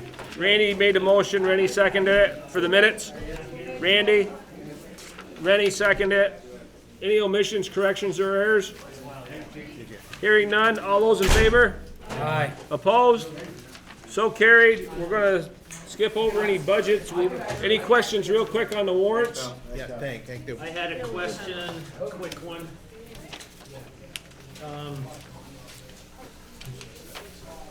Post pads, $660 for US Games. Yes. What is it? Actually, let me just tell you first off, that check's gonna be voided because it's on a credit card. I caught that at the end of the day, but that's not the point. What it is the skating rink, because now the basketball courts are in the center of the skating rink. We have purchased, we worked with Robin Newton to get the best price supplier to put pads around. I had no clue what it was. Yep, that's what it is. Okay. Also, that's not on the agenda, has everybody got the communique from Alex McGuire? Yep. So please just refresh your mind with that. And Public comment, anybody here for public comment, want to offer anything? Okay, hearing no public comment. Old business, police station funding, project, anything more on that, Mel, you want to? I just didn't, obviously I put that on the agenda. We, just looking at the calendar, if you will. We need to adopt a warning. It's no less than 40, no more than 40, nor less than 30 days, all right? So before the meeting. So if you go, if you go 30 days prior to that March date, all right, typically the warning is acted on by the city council on the 4th Tuesday in January, however that falls. And I think that January, we're only going to have one regular meeting in December 18th. Thank you. And then there would be 2 regular meetings in January, however those fall. This the 2nd and No, the 8th and 22nd. If the 22nd Yep. is, I have to do 22nd and 22 and 8, 28, 36. So you're probably okay. You're not beyond that 40 days is what I'm looking at this and thinking you may have to meet on that fifth Tuesday. Anyway, the point is we'll also relative to the bond vote. I think that if we're not going to spend some additional time tonight, I think at a minimum we need to keep this on our agenda for the meeting in December. Because we need to try and get a firmer schedule on construction costs. Yeah. And the bond. Well, I will tell you, I met with Chris and Mike today, explained everything where they're at, and talked to them about the fact that the last meeting, that about how I expressed that there is a little guilt here on my part that Bread Loaf is doing all of this work and not sending a bill. Mike said he'd send us a bill if you really want a bill. He'll send you one. All right, but that's not. He's fine doing this, and he understands that there's no obligation. I think really, it's trying to figure out, okay, what's the committee's role? I mean, I really think that relative to the bond, they know, and this is really more me, and I really shouldn't be taking this position. I really don't want to go to the voters with more than $1 3/4 million, and I'm just hung up on it for some reason. I kind of feel the same Okay. way. I want to make sure we can do it for that. Yeah, and I can tell you that I don't know if we can get the number to that. All right, I don't know that. And therefore, I tend to think that, if we really are kind of stuck on that 1.75 bond, there really should be a moratorium on to some degree on I mean, I haven't spent any water tower money, but one of the things that we have that some other communities don't have is when you look at the numbers in the Bread Loaf estimate, let's just assume that their numbers are good. You'll notice that they're carrying a 10% contingency, all right? And it's very possible that the project could come under budget. And so not only do you not need the 10% contingency, it's possible that the numbers might come in at 98% of budget, all right? So we don't really know. But one good thing is, let's say that we go to the voters for 1.75 and it passes. It's very possible that we might not be able to do the project for 1.75, and obviously the go-to fund is either the water tower fund or something goes into the budget. And I think that we need to be honest with ourselves that we can't just wish our way to 1.75 mil. I mean, that's why I think it's critical that we get some working plans that can go out to bid. Well, because there are, just so we can get a pretty firm idea, whether it's from Bread Loaf or Naylor and Breen or whomever, is that 1.1 for the building an appropriate number or not? Well, I can tell you, Mike has been working with, I think his name is Ken.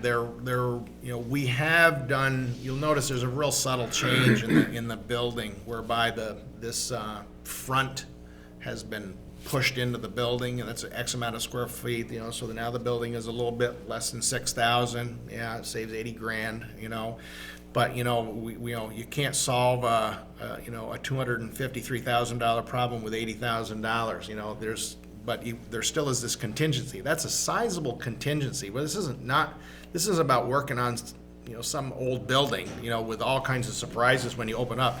They ought to be able to estimate this building pretty close, all right? And I really, it's about, are we confident? Because the last thing we want to do is Beg for more money? yeah, we don't want to do that. So the other thing, Bill, that I talked to Mike, I like design build, and it doesn't have to be bread loaf. I mean, there's other companies that do design build. I just like design build because you can go the route of hiring an architect to draw everything all up and then bid it out, and I don't want to say you automatically end up change ordering yourself to death, but that, right, Rennie? That's what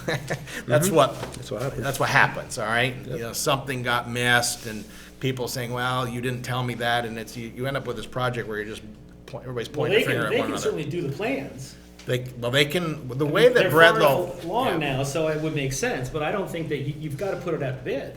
Well, the way that, and like I say, I'm not married to bread loaf. I like Mike and Chris. I think they're very capable, but the way that they do things is they would have to hire. They would do the architectural in-house. They would have to subcontract the structural. They don't have structural engineers in place. Relative to the work, they bid everything out. They bid out, and it's all open. It's all open book.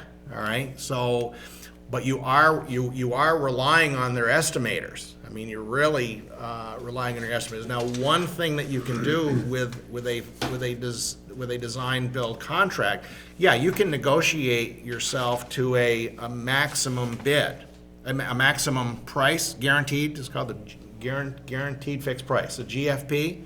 All right, but let me just tell you something. You're gonna pay for that. Yeah. All right. Yeah. Maybe I play too much poker. I don't mind risk. I don't have a problem. I would rather accept this isn't that risk. complicated a building. No, it's It really not. isn't. I There shouldn't don't. be much risk at all. That's right. And so therefore, I think that because if we end up going another route of this guaranteed fixed price, I can tell you that the number's going to be higher than these estimate because it's guaranteed. Yeah. And then you got to go to the voters for that higher number. That's what you got to go for. Okay, I think that we're better off. And they know this 1.75. And if we are comfortable under the arrangement of knowing that there's some risk, but I really don't think that there's a lot here. I mean, what are we missing in the contingency? Also, the bottom part of that, we're in control of those dollars. Those are not all of the cabling, the furniture, all of those things in that list. Those are ours. Those aren't there. So we're in total control of all of that $300,000 on the bottom. Did I get a list of that? I don't remember seeing something. Yeah, we got a list. Yeah. We got one a while ago. Yeah, I can get your copies in. We got that when. But I think what I think, and I don't know that I think the question, Bill, is, we can have bread loaf continue to fine tune these numbers. Yeah, you could hire another estimator to look at these numbers if you wanted to.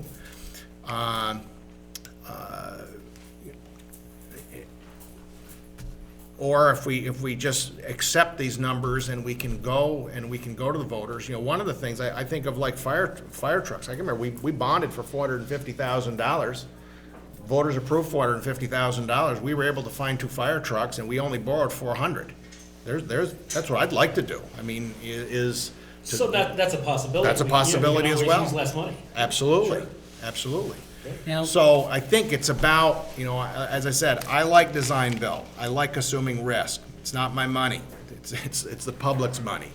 So I think, like, when does the committee, you know, maybe work on those kinds of things? And do we need to do anything more? Does, you know, what, other than honing in on the estimate, do we need to do anything more with Bread Loaf or anybody else to bring this to the voters?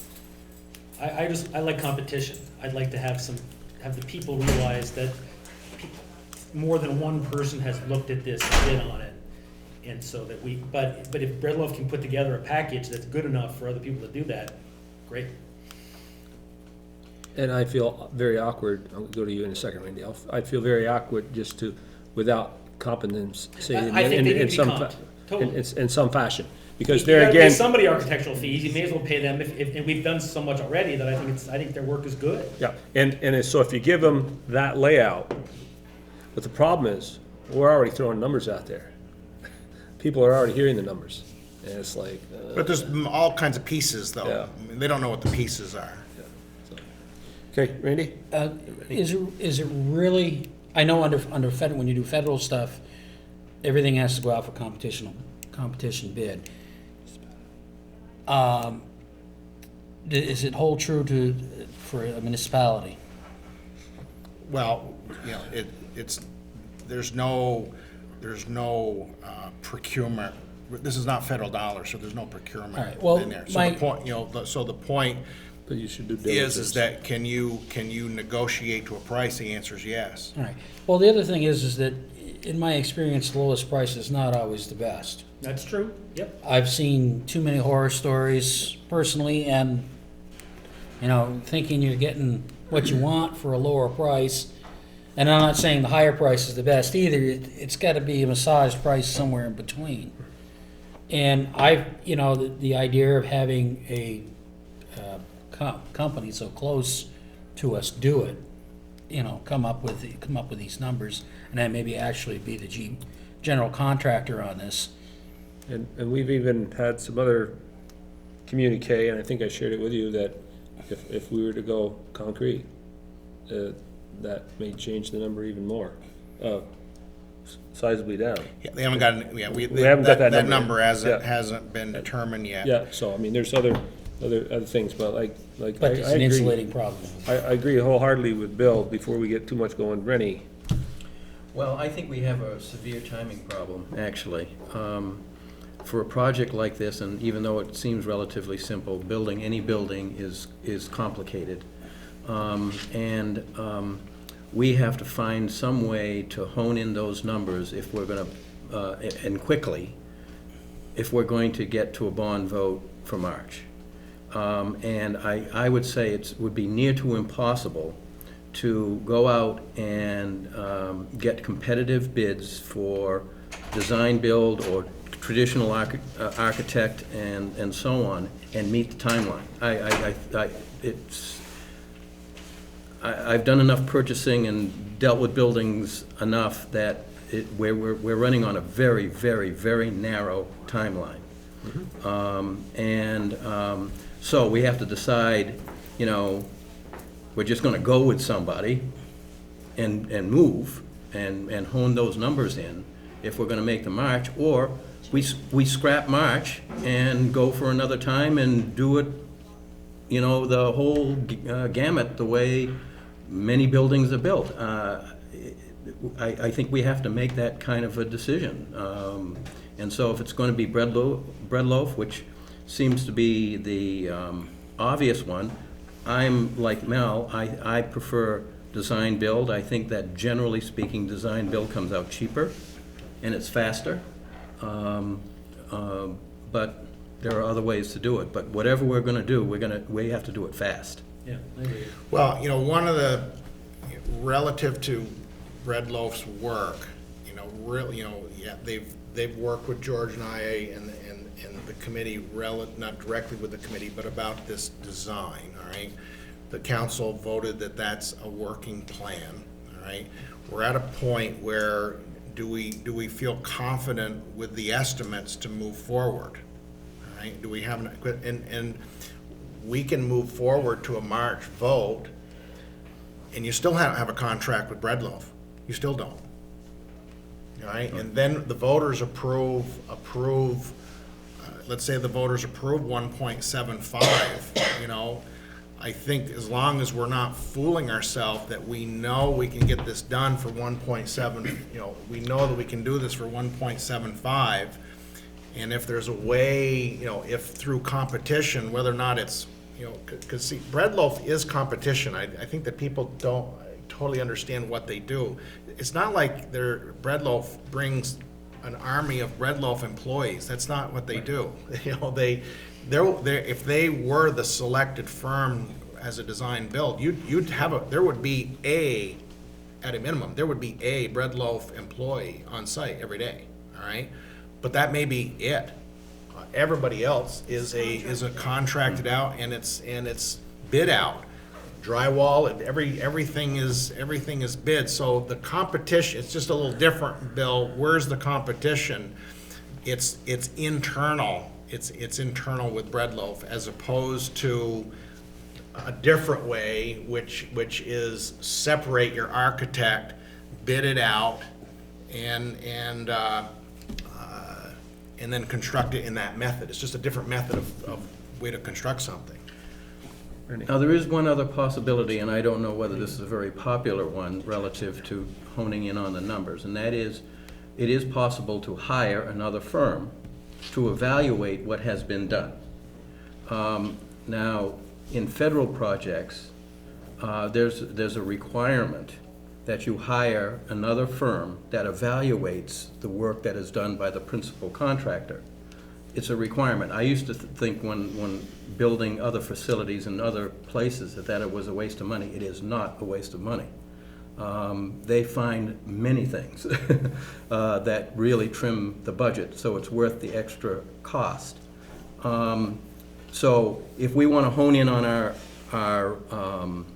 our numbers and make sure that the numbers are correct in a short period of time, the other alternative is to hire a firm purely to examine what has been done and to see how close it is to reality. And I guess that's kind of being semi-competitive relative to the design portion, but that's also a possibility. It probably not as a real popular one because firms don't generally like to do that, but you can certainly find them to do it. Anybody else have any ideas? I think that's an interesting idea. I think if you can find someone that could do that in a timely fashion, it might be money well spent. I think the main thing is to get a comfort level as to, is this the best price we can get for the taxpayer, and is this process transparent? I agree. How do we get there? Do we go with Rennie's idea? Rennie, do you have anybody that you've dealt with lately that we might be able to approach? No, I do court buildings, not in place of ours. And the state does. Yeah, the state does it, actually. You know, I mean, I still, you know, I think it deals with the confidence of bread loaf's numbers, and I can tell you, I think that if Mike, Chris, Ken, if they came to a city council meeting and talked to you about how they derive these numbers, and I mean, because it's based on real projects that they've done. They did Middlebury, they did Colchester, they did the senior housing project. So they've done similar projects, some of which are recent. So, you know, regardless of whether or not we hire somebody, I think you should do that, all right? And understand their process, understand their process, and I think you could get them here soon so that you can go to this vote. When the vote is approved, if it's agreed that we're going to go design build, all right, the committee can interview 3-4 different design build companies. Interview them, all right, and it's not really about low bid. You know, it's about competency, high quality. Okay, and so then the committee. So now the city, has engaged other firms. that can do this work. I I don't know that we need to play V-Trans and go through some pre-qualification thing. I mean, there's we know who can do these jobs, and have representative of those companies that do design build. All right, and I will tell you that how a company does design build varies from company to company. Okay, because I mentioned to you, Breadloaf doesn't have a structural engineer. All right, they have to job that out. There's some companies that don't even have an architect, but they do design build, and they do that by subbing out the architectural as well. So, and you would know that through an interview process of like, how are you going to do that? So, I think we're down, and I think that process needs to be held. I think that's, is that enough, transparency? I mean, I know that some people that are out there saying, you bid out paving, bid out the police station. All right, well, bidding out paving is pretty easy. It's done by the ton, all right, and you pave, all right? Relative to a police station, there's just going to be some people that disagree. Some people will feel the way that you get the best price is you put it out to bid. That's the way you get it. Well, I can tell you, design build, you're not paying for risk in design. You have it yourself. So there is cost there. We just need to get another set of eyes. And that's fine. I think if we can do that, I would be perfectly happy with that. I feel more comfortable that way too. Mm-hmm. Okay, so who takes that action? I think we don't do anything yet. We wait until the vote. I think that we can have Breadloaf. We need to tighten up that number and make sure it's accurate. Well, why don't we have Breadloaf meet with a committee? With a committee. When? Whenever they want to meet. As soon as possible. Okay? I mean, and to hone in on the number, and then the committee can come back and say, we think we should go to the voters with 1.85. We should, something's got to come back from this, Is there right? enough time to do this? It's just a meeting. It's just a meeting Well, aren't we with. gonna have this outfit look at their plans besides, just to make sure that? We were not. It didn't seem like that we're going in that direction. It seems like we're going in the direction of meeting with Breadloaf to get a better understanding of the numbers and how accurate those numbers are. Hopefully having some confidence in the number that we end up with for at least the bond.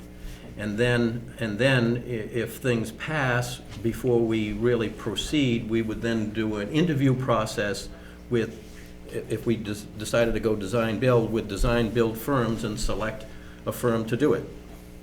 Perfect. Yeah. Did you have anything else you want? No, it was just a. Okay, so who's gonna drive the train? Get Breadloaf. I'll call Breadloaf tomorrow, and it's really about scheduling a meeting with Mike, Chris, and I think his name is Ken. I'm a little embarrassed to say I don't know the estimator. I've never met the estimator. There's this Rain Man behind the scenes that I've dealt with estimators before. They're amazing about what they do. They're like Rain Man. So getting them together with us so that the committee understands all of the numbers in that budget. Set it up, email me. Set it up, call me. Okay. Okay, great. Then let's move on to the next issue on the item, the next item on the agenda. Discuss policies for allocations for reserved funds. That's a deferred. Oh, excuse me, That's that's bills. next, okay. Yeah. City managers report. I'm good. You're good? Yeah. Okay, no new business. One piece of business that I have to share with the council and let Joan know is I have finished Joan's review. But I don't know if you wanna do that tonight or if we can schedule time at the next meeting. Next meeting, it is our intent to have Vermont Gas here, to invite both representatives. I don't know if I'll invite the senators because normally we don't get them. Right. Don't show up. No, they just don't. They're going to Jamaica or somewhere else. That's what one told me one time. I think I'm gonna be in Jamaica that night. So, No. I was gonna say, Jamaica front. So, no, like, okay, I guess I won't invite you anymore.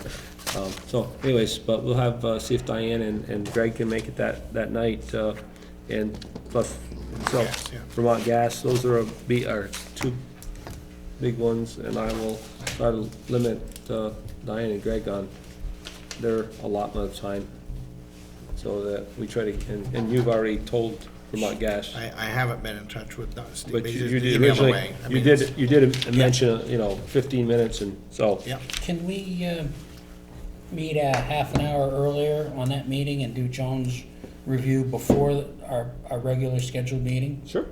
Sure. Sure. Do it while we're still awake? Hey, I'm all wound up. I'm not going to bed for another hour. I'll email you at 4 o'clock tomorrow morning, though. So this is going to be at 6:30. 6:30, yep. And we'll actually meet upstairs. Joan, you are invited, Okay. okay? Now, do we have to, are we gonna have to open a meeting and then do this in executive session? Yes. Yep, Yeah. yep. So we can do that right upstairs. We don't have to start it down here. And then we'll start the pledge allegiance down here later on when we come down. Okay?